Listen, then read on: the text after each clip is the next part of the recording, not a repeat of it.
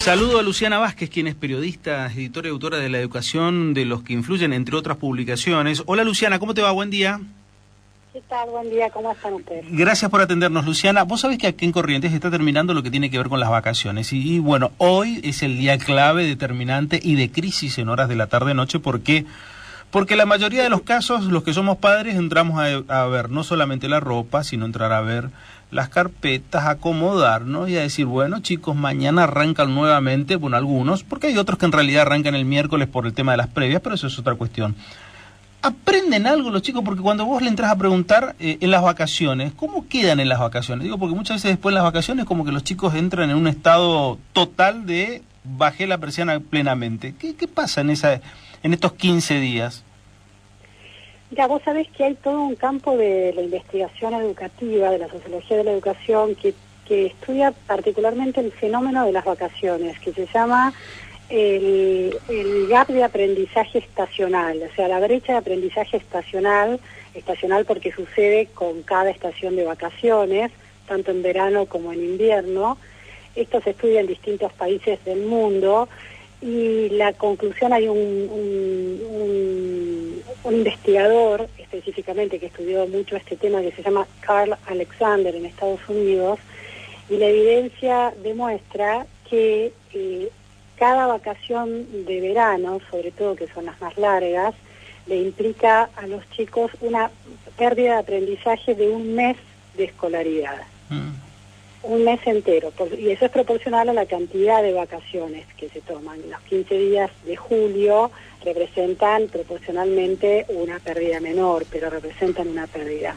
Y sobre todo esa pérdida se da en las áreas de cognitivas, en las áreas de conocimiento que tienen que ver con la repetición. Por ejemplo, el cálculo en matemática, donde los chicos tienen que memorizar procedimientos una vez que los han comprendido, memorizar y entrenar esa solución de problemas que implican cálculo con la repetición. Tiene menos impacto en las áreas de la lectura, sufre algo, pero mucho menos que en las áreas de matemática. Y en todas las áreas de conocimiento, en aquella que tiene que ver con la memorización de datos y de hechos. También lo interesante es que este investigador, Alexander, siguió a chicos a lo largo de su escolarización, desde que entraban a primer grado hasta que llegaban a segundo año del secundario. Sí. Y llegó a una conclusión muy importante, que cuando un alumno está ya en segundo año del secundario, las diferencias de aprendizaje entre los sectores de nivel socioeconómico bajo, las diferencias de aprendizaje con los de nivel socioeconómico alto, medio alto, no tiene que ver tanto con lo que sucedió adentro de la escuela en los años de escolaridad, sino con lo que sucedió fuera de la escuela en los meses de vacaciones. Quiere decir que impacta más lo que desaprenden en las vacaciones, sobre todo los chicos de niveles socioeconómicos bajos. ¿Por qué?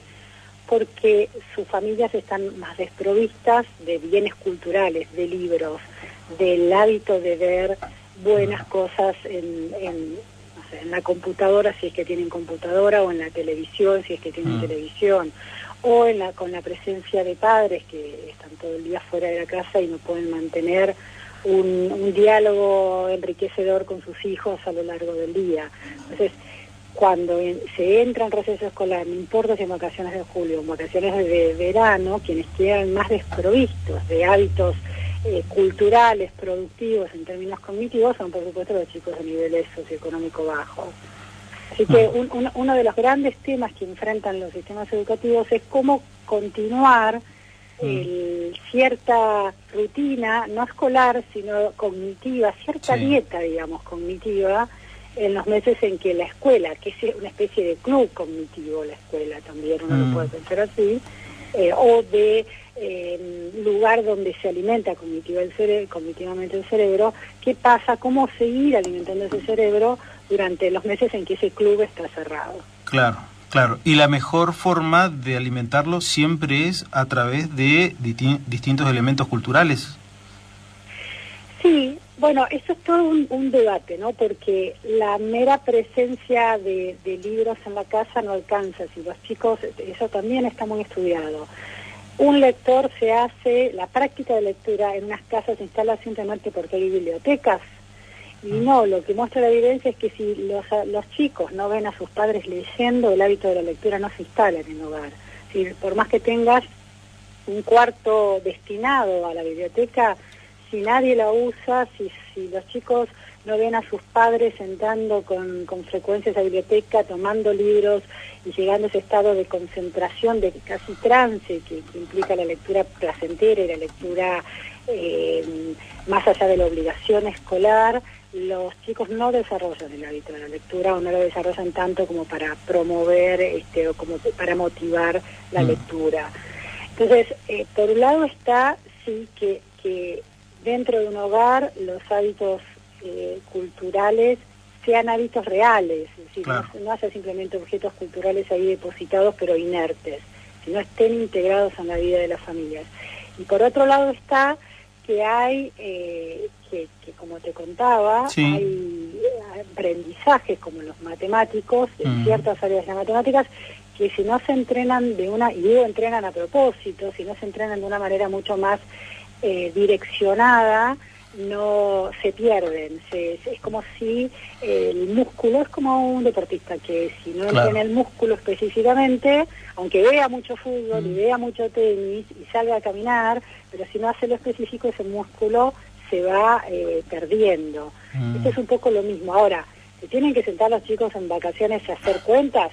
No, no es esa la idea. La idea es que en el día a día de la vida de vacaciones, la matemática está de alguna manera integrada, ¿no? Sí. De una manera más lúdica, de una manera más creativa, pero que esté integrada de alguna manera estratégica. O sea que no importa, a ver, no, si te termino de interpretar bien, no es necesario que el chico vaya y entre a hacer durante todas las vacaciones escritura, lectura, cálculos matemáticos, no. Lo que se necesita es que el chico siga teniendo el ritmo de ese club cognitivo, como vos lo definías bien, que es la escuela. Es un poco que el chico siga teniendo la agilidad. Claro, es como que en su día a día esté embebido, en sus rutinas, embebido de manera casi oculta el uso de esas áreas del cerebro que tienen que ver con ciertos aprendizajes. Por supuesto, los padres no son expertos en eso, es difícil pensar eso, pero la escuela puede contribuir a proponer, o sitios web, proponer tareas divertidas. Cuando hay tareas interesantes, cuando hay desafíos interesantes, los chicos se enganchan con eso que parece un aprendizaje más tradicional. Pues el desafío es interesante, casi como si propones una adivinanza, ¿entendés? Hay una idea de competencia que los chicos muy naturalmente tienen arraigada. Ahora, por supuesto que el gran problema son esos hogares mucho más desatendidos por las condiciones que atraviesan en sus rutinas, ¿no? Es decir, los barrios más carenciados, donde los contextos son más difíciles, donde los padres, los adultos están muy atrapados en sobrevivir, bueno, muy difícil que piensen en la dieta cognitiva de sus hijos, que no es simplemente alimentarlos bien, es muchas otras cosas. Ahí, bueno, sin duda son las políticas públicas las que tienen que intervenir. No le vamos a transferir esa responsabilidad tan directamente a los sectores que tienen su día a día tan condicionado, ¿no? Sí. Pero claramente los padres pueden mejorar lo que sus hijos hacen. Mira, y te digo, a través de los juegos de computadora, es decir, no todos los juegos de computadora le demandan, hay juegos que no demandan absolutamente nada en los chicos, tienen un rol extremadamente pasivo, pero hay juegos de computadora mucho más dirigidos a producir que se activen las áreas del cerebro ejecutivas, las del trabajo ejecutivo y las de la memoria de largo plazo, que son completamente positivos y producen aprendizaje incremental dentro de los aprendizajes cognitivos que la escuela mide, digamos. Cuando se discute si la tecnología debe entrar a las aulas, si se reparten computadoras, si se reparte software bien orientado a cada materia del currículum, la evidencia demuestra, después de casi 20 y pico de años de estar distribuyendo computadores en América Latina, que eso no mejora los aprendizajes, que lo que mejora los aprendizajes es el uso de la computadora en el hogar y los softwares de gaming, de juegos que los chicos juegan mucho más fácilmente, digamos, con más ganas, que están dirigidos a estas funciones, la capacidad de organizar, de sortear un obstáculo cuando en la tarea se encuentra con un obstáculo, la capacidad de organizar un paso a paso para llegar a una meta. Es decir, esos juegos estratégicos complejos que los chicos juegan producen un impacto de manera indirecta en los aprendizajes. No todos los juegos, pero hay algunos además moldeados y programados más específicamente para ir directamente a apuntar esas funciones ejecutivas del cerebro. Entonces, hay maneras en que aún dentro de muchos sectores vulnerables, es decir, los celulares, por ejemplo, están muy presentes aún en los sectores vulnerables. Hay un montón de juegos más orientados a la práctica y al entrenamiento de esas funciones cognitivas del cerebro que están que es posible descargarse en esos celulares. Entonces, incentivar, digamos, de alguna manera informar a la población de que esas herramientas están a mano.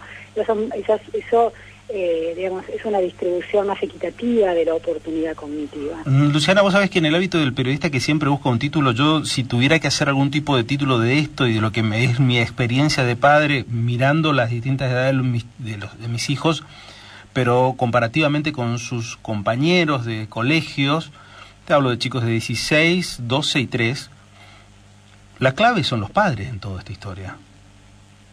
La clave son los padres. La clave son los padres fuera de la escuela, es decir, es el hogar fuera de la escuela. La variable que más influye en la predicción de cómo un chico le va a ir en su vida formativa, escolarizada y académica, si va a terminar el secundario, si va a entrar a la universidad, si va a poder terminar la universidad, es el hogar, en la vida total de un chico. Ahora, dentro de la escuela es el maestro. Claramente es el hogar, pero dentro de la escuela es el maestro. Y vos pensás que con la doble escolaridad, la escuela ocupa un tiempo que no lo ocupa el hogar en la vida de un chico escolarizado, ¿no? Y sobre todo, bueno, la doble escolaridad no está muy extendida en Argentina, pero se tiende a eso, se cree que es la política pública educativa a la que hay que llegar, que todos los chicos vayan a escuela de doble turno. Entonces, la cantidad de horas que un chico está en la escuela es mayor, de horas conscientes, de horas despierto, que está en la escuela es mayor que la cantidad de horas que está en su hogar, o se tiende a eso, ¿no? Ahora, lo que pasó en el hogar y lo que pasa en esos huequitos es tremendamente importante. Pero sí, es responsabilidad de los padres, pero un padre de clase media puede ejercer esa responsabilidad y un padre de sectores vulnerables que vive bajo extrema presión y los niveles de pobreza en la población escolarizada argentina, es decir, los chicos que están en primaria y secundaria, llega al 40%. 40% de los chicos que están en la escuela son pobres. Entonces, exigirle a los padres de la pobreza que tengan el mismo grado de compromiso escolar que los padres de la abundancia es bastante injusto en principio. Entonces, esos padres hacen enormes esfuerzos, pero están siempre en peores condiciones. Esto es un hecho. Luciana, las políticas públicas tienen que ser muy conscientes de esa situación. Una suerte de bonus track nada más, porque me quedó cuando hablaste del tema de la doble escolaridad. ¿Cuánto es la doble escolaridad mejorar la educación del chico y cuánto de los padres es sacarse encima a la criatura y que esté todo el día en la escuela? Bueno, hay varias cosas con la doble escolaridad. Te lo pongo en otro contexto. Los países que muestran mejores aprendizajes en cuanto a su calidad y también a la equidad con la que las distribuye entre los sectores más pobres y los sectores mejor posicionados, no tienen la misma cantidad de años de obligatoriedad. Es decir, haber extendido la obligatoriedad, que está muy extendida en América Latina, es uno de los continentes con mayor extensión de la obligatoriedad, de mayor cantidad de años para estar en la escuela, quiero decir con eso. Es decir, tienen que terminar el secundario. Es obligatorio terminar el secundario en Argentina. En muchos países de América Latina lo es. Es el continente que tiene más años de obligatoriedad casi en el mundo. Los países de Norteamérica, los países europeos que tienen mejores aprendizajes y más equitativos, no tienen los años, la exigencia de años de escolaridad que tiene América Latina y sin embargo tienen mejores aprendizajes y mejores sistemas educativos. Esto quiere decir, un poco respondiendo indirectamente a tu pregunta, cuantos más horas pases en un sistema educativo que no funciona, puede ser peligroso para los aprendizajes. Claro. Quiere decir, cuanto más cantidad de horas escolares por día le pongas a un chico en escuelas que no están funcionando, y claramente en Argentina eso está pasando, no está siendo beneficiado ese chico. Y se termina convirtiendo, sí, como vos decís, en un depósito de chicos, en inclusión de chicos, pero que no están teniendo calidad educativa. Tener chicos en las aulas obligatoriamente hasta el último año del secundario, o durante 7 horas del día, hasta la última hora posible del día escolar, si lo que sucede dentro de las aulas no es interesante y no es bueno, no va a producir mejores aprendizajes. Luciana, gracias. Tanto en las escuelas públicas como en las privadas. Claro. De manera que de alguna manera, para los padres que van a escuelas privadas, muchas veces resuelve el problema de dónde dejo a mi hijo, pero no está generando mejores aprendizajes. Sí, para una próxima me encantaría poder dialogar contigo sobre el tema de las escuelas públicas y privadas, pero eso te lo dejo para más adelante. Te agradezco mucho estos minutos. Gracias a ustedes por eso. Por favor, un beso grande. Luciana Vázquez, una gran periodista, la verdad muy interesante, sobre su visión y sobre los datos que contiene respecto del tema de la educación.